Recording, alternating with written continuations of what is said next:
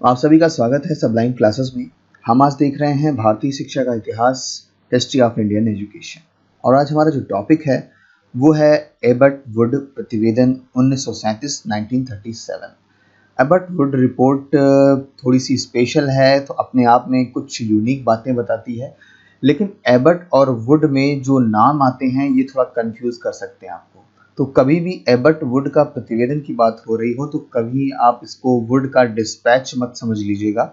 Would का dispatch अलग है, एबट और वुड का प्रतिवेदन बिल्कुल अलग है। तो चलिए देखते हैं कि आखिर एबट और वुड का प्रतिवेदन किस तरीके से हमारे लिए महत्वपूर्ण है।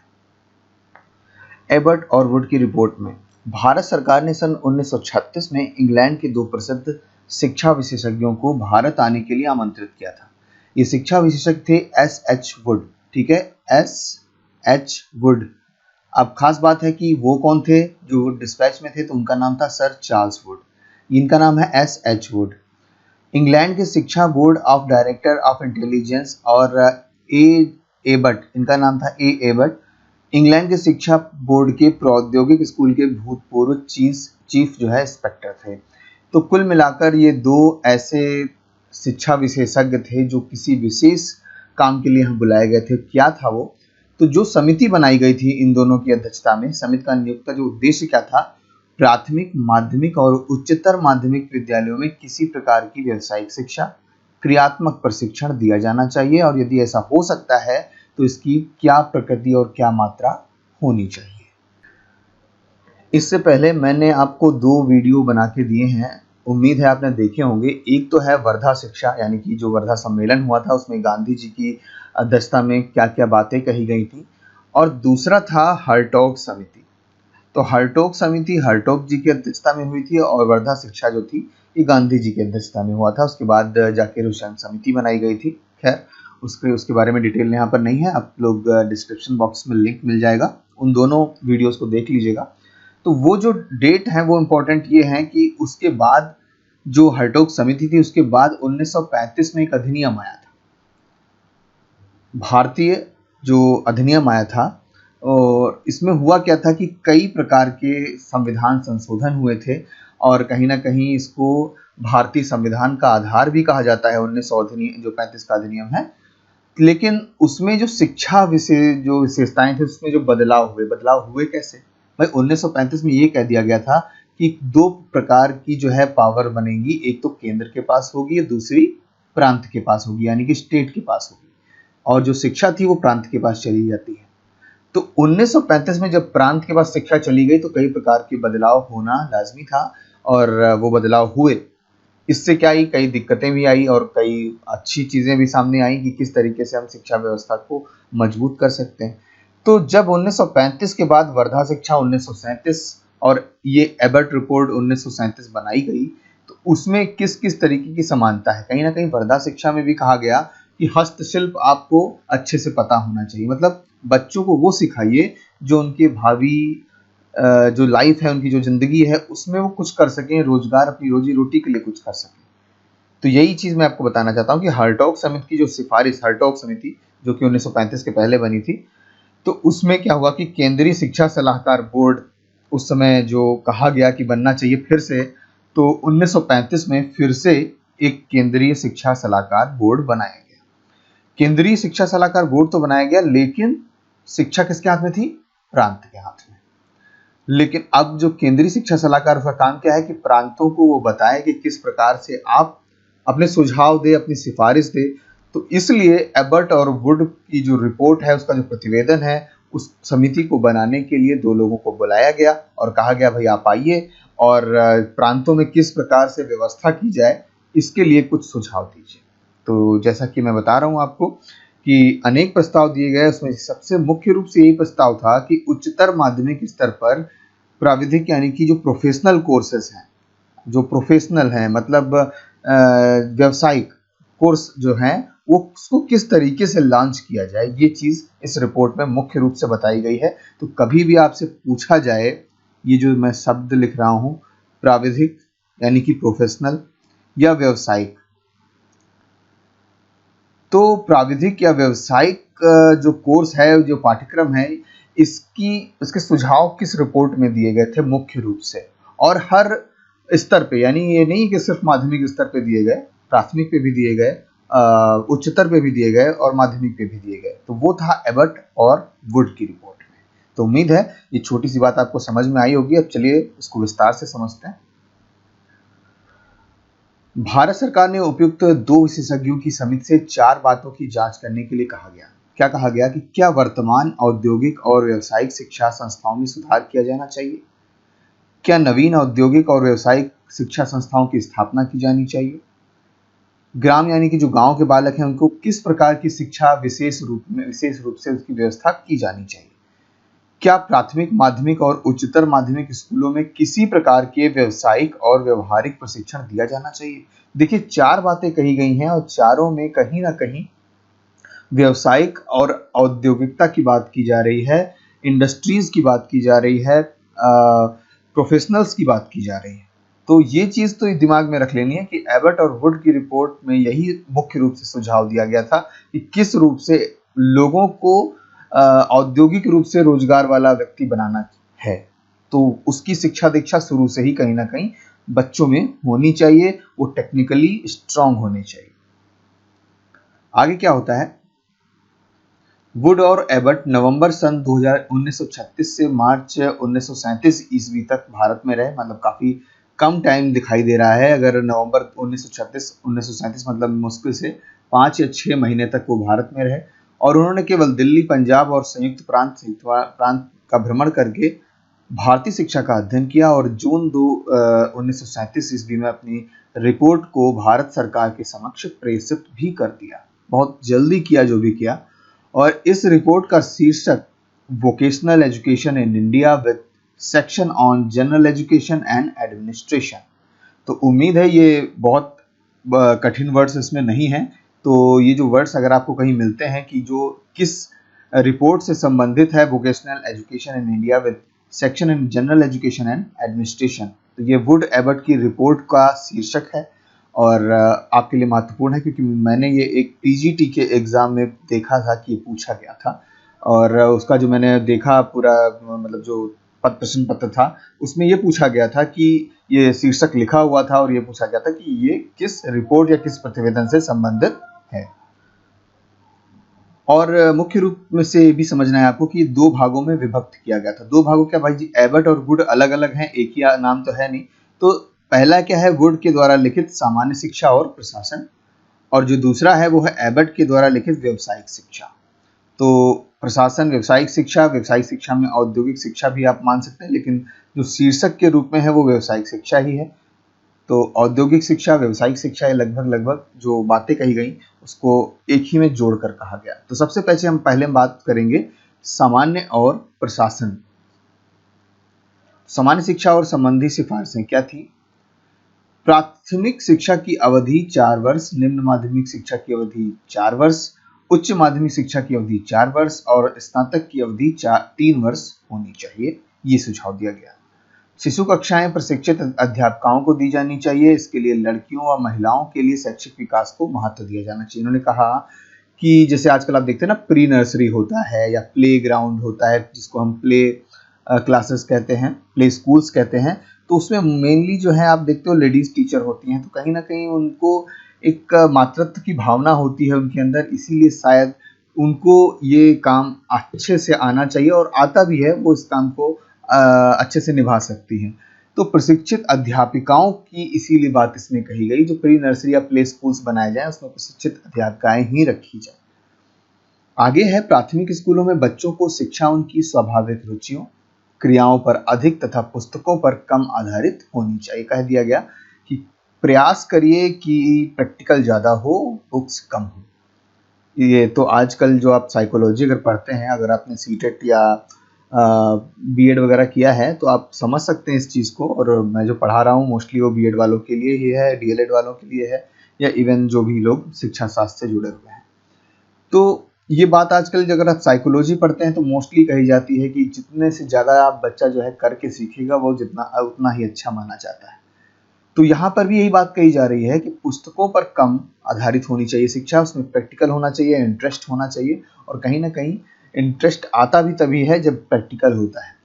मैंने बहुत पहले, आज से लगभग 15 साल पहले की बात बता रहा हूँ कि कंप्यूटर मैंने बुक्स में पढ़ा, और आज भी मैंने कई इंस्टीट्यूट ऐसे देखे हैं जहाँ कंप्यूटर की शिक्षा तो बहुत जोर जोर से बोली जाती है, लेकिन उसका प्रैक्टिकल ना के बराबर होता है। तो ये एक बहुत बड़ा ड्रॉबैक है। सिर्फ बातें हैं और इंस्टीट्यूट सिर्फ इसी तरीके से दिखावापन करते हैं, तो कहीं ना कहीं बातें करने से कुछ नहीं होगा। हमें एक प्रैक्टिकल के रूप में अगर हम बच्चों को नहीं सिखा सकते, तो फिर वो संस्थान कहीं ना कहीं अपनी मुख्य उद्देश्य से भटक रहे हैं और गलत काम कर रहे हैं। खैर, मैं आगे देखता हूँ। ग्रामीण मिडिल स्कूलों का जो पाठ्यक्रम है बच्चों के वातावरण से घनिष्ठ रूप से संबंधित होना चाहिए। यदि मिडिल स्कूलों को बच्चों को अंग्रेजी पढ़ाई जाती है तो यह भाषाई अध्ययन पर अधिक भार के रूप में नहीं होना चाहिए। तो ये कहते हैं कि भाषा पढ़ाइए, लेकिन कोशिश करिए कि जो लोग इंडस्ट्री में काम कर सकते हैं, व्यावसायिक कोर्स जो है करना चाहते हैं, तो भाषा पे बहुत ज़्यादा लोड नहीं होना चाहिए। वो उन चीज़ों को सीखें जो उद्योगों में, इंडस्ट्रीज में काम आ सकती हैं। एक जो प्रैक्टिकल होता है वो भाषा से संबंधित कम होता है, जो आपके माइंड वर्क होता है उससे ज़्यादा होता है। तो आज का जो टाइम है वो कहीं ना कहीं भाषा पे भी लोड दे रहा है, यानी कि मतलब जो लैंग्वेज है वो भी आपकी इंग्लिश अच्छी होनी चाहिए, और कहीं ना कहीं इंडस्ट्रियल लेवल पे भी आप एक अच्छे कोई कुशलगार व्यक्ति होने चाहिए। आगे है, जहाँ तक संभव हो हाई स्कूल स्तर तक मातृभाषा को शिक्षा का माध्यम बनाया जाना चाहिए, लेकिन हाई स्कूल से अंग्रेजी सभी के लिए अनिवार्य हो जानी चाहिए। तो यहाँ पर इन्होंने कहा है कि हाई स्कूल तक तो ठीक है, लेकिन उसके बाद अंग्रेजी जरूरी हो जानी चाहिए। आगे क्या है, ललित कलाओं की शिक्षा को प्रोत्साहित किया जाना। ललित कला मतलब जो भी लोग आर्ट बनाते हैं, मूर्तियां बनाते हैं, पेंटिंग करते हैं, उनकी बात करी जा रही है, और उनके शिक्षण के लिए प्रशिक्षित शिक्षकों को नियुक्त किया जाना चाहिए। तो एक प्रश्न है आपके लिए, ललित कला एकेडमी कहाँ है, आपको बताना है। उत्तर प्रदेश में है, तो ललित कला एकेडमी किस शहर में है या किस जिले में है, ये आपको बताना है। ये आज छोटा सा प्रश्न मुझे याद आ गया क्योंकि कई बार पीसीएस के एग्जाम में पूछा जा चुका है, तो उम्मीद है आपको ये प्रश्न अच्छा लगेगा और इसका उत्तर भी आप देंगे। तो ललित कला एकेडमी कहाँ स्थित है। आगे है, विद्यालयों का नियमित रूप से निरीक्षण करने के लिए विद्यालय निरीक्षकों की नियुक्ति की जानी चाहिए और उनको कार्य करने की स्वतंत्रता भी प्रदान की जानी चाहिए। अच्छी बात है, स्वतंत्रता प्रदान की जानी चाहिए। ये तो एक ऐसा सुझाव है जो हर लगभग जितने भी हमने देखा कि प्रतिवेदन बने, रिपोर्ट आई, इसमें कहा जाता था ये बात। आगे है, अध्यापकों को प्रशिक्षण की ओर विशेष ध्यान दिया जाना चाहिए और प्राथमिक विद्यालयों के अध्यापकों को कम से कम मिडिल पास होना चाहिए। वही उस समय मिडिल पास होना भी एक प्राथमिक विद्यालय के अध्यापक के लिए बड़ी बात थी। आज तो ग्रेजुएट होने के बाद उसको कई प्रकार की ट्रेनिंग जो है अपनी पास से ही पूरी कर लेनी होती है, उसके बाद टीटी का एग्जाम देना होता है, उसके बाद सुपर टेट भी होने लगा यूपी में। तो सब अलग अलग चीज़ें बढ़ती जा रही हैं, कहते हैं ना, छन्नी बढ़ती जा रही हैं, जितना भी छन के नीचे लोग आएंगे वो कम से कम ही होंगे। खैर, उनकी प्रशिक्षण की अवधि 3 वर्ष होनी चाहिए और उनके लिए अभिनवन पाठ्यक्रमों का आयोजन किया जाना चाहिए। मतलब ऐसा पाठ्यक्रम जिससे वो बच्चों को अच्छे से प्रैक्टिकली कुछ ना कुछ समझा सके। अब बात करते हैं व्यावसायिक शिक्षा संबंधी सिफारिशों की। माध्यमिक शिक्षा का प्रसार देश की औद्योगिक आवश्यकताओं को ध्यान में रख के होना चाहिए। मतलब किस प्रकार के औद्योगिक मतलब जो इंडस्ट्रीज हैं वो भारत में हैं, उसी हिसाब से जो भी है होना चाहिए ट्रेनिंग। ऐसा नहीं है कि बहुत कम कर दो, या ऐसा नहीं है कि बहुत ज़्यादा ट्रेनिंग दे दी और उस लेवल का कोई काम ही भारत में नहीं है। व्यावसायिक शिक्षा को वह पद प्रदान किया जाना चाहिए जो साहित्यिक शिक्षा को प्राप्त है। उस समय साहित्यिक शिक्षा का जो है काफ़ी बोलबाला था और व्यावसायिक शिक्षा को बहुत कम ही लोग जाते थे, इसलिए साहित्यिक शिक्षा वालों को बहुत मतलब जो है काफ़ी इज्जत मिलती थी, वो काफ़ी पढ़े लिखे माने जाते थे। लेकिन व्यावसायिक शिक्षा आज के समय में उल्टा हो चुका है, साहित्यिक शिक्षा थोड़ा नीचे जा चुकी है और व्यावसायिक शिक्षा अच्छी मानी जाने लगी है। सबका समय आता है अपना अपना। व्यावसायिक शिक्षा ग्रहण करने वाले व्यक्तियों को जीविकापार्जन के उद्देश्य से व्यवसाय चयन करने में सहायता देने के लिए उचित परामर्श भी दिया जाना चाहिए। मतलब किस प्रकार की ट्रेनिंग करनी है, किस प्रकार से आप अच्छा काम कर सकते हैं, इस चीज़ का भी परामर्श करने की व्यवस्था की जानी चाहिए, जो आजकल भारत में बहुत कम हो चुकी है। परामर्श लोगों के पास नहीं है, वो एग्जैक्टली समझ नहीं पाते हैं, वो खाली दिखावों में चले जाते हैं, ये करेंगे वो करेंगे, लेकिन एग्जैक्टली वो किस चीज़ को पसंद करते हैं और क्या चीज़ उनके लिए अच्छी रहेगी वो उस तक वो पहुंच नहीं पाते हैं लोग। तो ये परामर्श जो होता है ना, ये बहुत, जिसको हम काउंसलिंग कहते हैं, काउंसलिंग और गाइडेंस कहते हैं, ये बहुत कम देखा जा रहा है अपने देश में। अगला है देश के विभिन्न प्रांतों में व्यावसायिक शिक्षा का स्वरूप, जहां वहां के उद्योगों, व्यापारों और परिस्थितियों को ध्यान में रखकर निश्चित किया जाना चाहिए कि किस प्रकार के उद्योग वहां हैं, उसी प्रकार की ट्रेनिंग होनी चाहिए। आगे देखते हैं, सामान्य एवं व्यावसायिक शिक्षा को एक दूसरे से भिन्न नहीं समझा जाना चाहिए, बल्कि उनको निरंतर चलने वाली प्रक्रिया के पूर्ववर्ती या परवर्ती चरण ही समझा जाना चाहिए। तो जो सामान्य गणित, भूगोल, इतिहास, इंग्लिश और हिंदी हम पढ़ रहे हैं, उसी के साथ कहीं ना कहीं इसको भी एक टर्म के रूप में जोड़ा जाना चाहिए। ये नहीं कि बिल्कुल अलग कर दिया जाए, बस एक ट्रेड बना दी जाए, बस आपको इसी ट्रेड में काम करना है। नहीं, एक नया ट्रेड वो भी जोड़नी चाहिए, और जो सामान्य शिक्षा है वो भी साथ में चलनी चाहिए। सामान्य एवं व्यावसायिक शिक्षा के साधनों एवं लक्ष्यों में अंतर है, अतः दोनों प्रकार की शिक्षा के लिए अलग अलग विद्यालयों की भी व्यवस्था की जानी चाहिए। कहने का अर्थ है, सामान्य और व्यावसायिक शिक्षा एक निचले स्तर पर तक तो ठीक है, लेकिन आगे चलकर उसमें और भी मजबूती लाने के लिए दोनों विद्यालयों को अलग अलग कर देना चाहिए। कुटीर उद्योग धंधों में संलग्न व्यक्तियों को उपयुक्त व्यापारिक और व्यावसायिक प्रशिक्षण भी दिया जाना चाहिए। ये अलग है विद्यालय से। उनका कहना है कि जो लोग कुटीर उद्योग धंधे में लगे हैं, छोटे मोटे जो उद्योग धंधे होते हैं उसमें भी लगे हैं, तो उनको भी कहीं ना कहीं ये प्रशिक्षण मिलना चाहिए।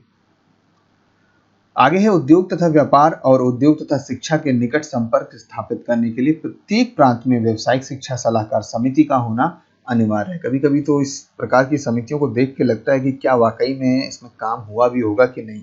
अगर हुआ होता तो मुझे नहीं लगता है कि आज जो स्थिति है वो इतनी गंभीर होती। जो चीज़ हमने कोरोना में देखी वो साफ दिखाती है कि समितियां बनती हैं, काम चलते रहते हैं, और शायद कागज पे ही काम हो जाता है या सिर्फ हवा में ही काम हो जाता है।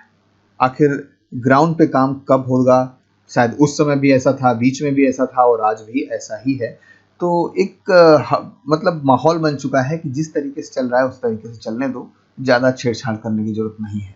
छेड़छाड़ करने से लोगों को लगता है कि शायद दिक्कतें आएंगी, लेकिन अगर छेड़छाड़ नहीं होगी इन सब गलत कामों में, उसको सही ट्रैक पर लाने की, तो ये काम और भी गंभीर स्थिति ले सकता है।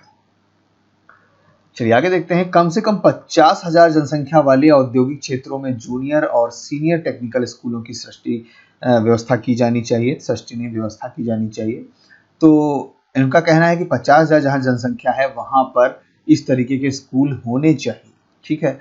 आगे है कि व्यावसायिक शिक्षा का पाठ्यक्रम समाप्त करने वाले विद्यार्थियों को प्रमाण पत्र भी मिलना चाहिए। तो अच्छी बात है। उद्योगपतियों के द्वारा धन, सामग्री और भवन देकर व्यावसायिक शिक्षा को प्रोत्साहित किया जाना चाहिए। तो मतलब कुल मिला के जो उद्योगपति हैं, जो बिजनेसमैन हैं बड़े बड़े, उनके द्वारा जो है ग्रांट मिलनी चाहिए व्यावसायिक शिक्षा के लिए।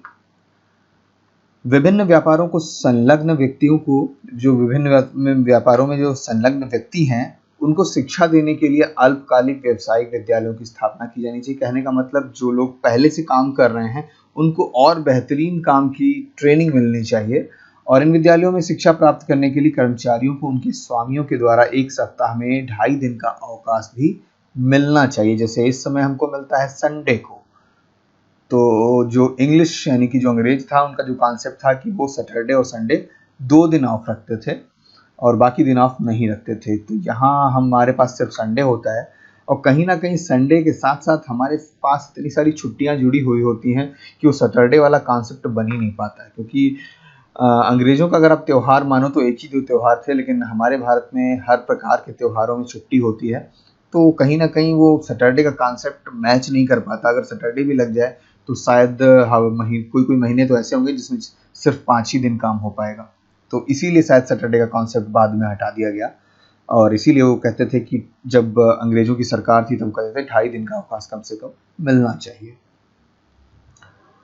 अंत में हम बात करते हैं कि ग्राम के निवासियों का प्रधान व्यवसाय कृषि है, अतः ग्रामों में स्थापित किए जाने वाले निम्न और उच्च माध्यमिक विद्यालयों में कृषि की शिक्षा को अनिवार्य विषय बनाना चाहिए, और इस विषय के शिक्षण का विशेष प्रबंध करना चाहिए। तो एग्रीकल्चर को भी इन्होंने काफी महत्व दिया कि एग्रीकल्चर की व्यवस्था भी होनी चाहिए एजुकेशन की। भारत सरकार को एक व्यावसायिक प्रशिक्षण महाविद्यालय की स्थापना करनी चाहिए, जिसका अन्य प्रकार के शिक्षण प्रशिक्षण महाविद्यालयों से संबंध होना चाहिए। मतलब एक ऐसा विश्वविद्यालय या ऐसे डिग्री कॉलेज होने चाहिए जो उनको प्रशिक्षण दें जो स्कूलों में प्रशिक्षण दे रहे हैं, मतलब टीचर्स को ट्रेनिंग देने का काम होना चाहिए वहां पर। भारत सरकार को निम्नलिखित प्रकार के पूर्णकालिक व्यावसायिक स्कूलों का शिलान्यास भी करना चाहिए। किस तरीके के? 4 प्रकार के। प्राथमिक शिक्षा के लिए ट्रेड स्कूल बनाए जाएं, 8वीं कक्षा पास छात्रों के लिए जूनियर वोकेशनल स्कूल बनाया जाए, 10वीं कक्षा वालों के लिए सीनियर वोकेशनल स्कूल बनाया जाए और बीएससी जो कर चुके हैं उनके लिए प्रौद्योगिक संस्थाएं बनाई जाए। तो इस प्रकार के उन्होंने बंटवारे किए थे। और अंत में मैं यही कहूँगा कि एबट और वुड ने काफ़ी अच्छी सिफारिशें की, सुझाव दिए, लेकिन ये रिपोर्ट कहीं ना कहीं इतिहास के पन्नों में दब गई, ख़त्म हो गई। ऐसा नहीं है कि भारत में कोई व्यावसायिक या औद्योगिक स्कूल खुले नहीं, बहुत सारे व्यवसायिक खुले, लेकिन जब तक समिति एक कानून के रूप में आगे नहीं आ पाती है तब तक वो स्टैंडर्ड नहीं हो पाता है किसी भी कानून का। क्यों हुआ ऐसा? क्योंकि 1937 में जब ये रिपोर्ट आई तो लगभग 2 साल बाद 1939 में विश्व युद्ध, जो द्वितीय विश्व युद्ध था, उस पर जो है काफ़ी फोकस हो गया। अब ब्रिटिश सरकार थी, विश्व युद्ध में ब्रिटिश सरकार का मेन रोल था, तो शायद उनको ये सिफारिश से ज़्यादा इम्पोर्टेंट वो युद्ध लग रहा था और उसमें वो फंसे हुए थे। जाहिर सी बात है, जब लड़ाई कहीं हो रही होती है तो आपका दिमाग उस लड़ाई को सॉल्व करने में चला जाएगा। इसीलिए ये रिपोर्ट भी इतिहास के पन्नों में सिर्फ इतिहास के रूप में दबी हुई है, लेकिन फिर भी आपके प्रश्न के लिए महत्वपूर्ण हो सकती है, इसलिए इसको आप अच्छे से समझ चुके होंगे, उम्मीद करता हूँ। तो आज का विषय फिलहाल इतना ही था। आप लोग ऐसे ही जुड़े रहिएगा सबलाइन क्लासेस से। जल्दी ही मिलते हैं आने वाले वीडियोस में। Thank you very much.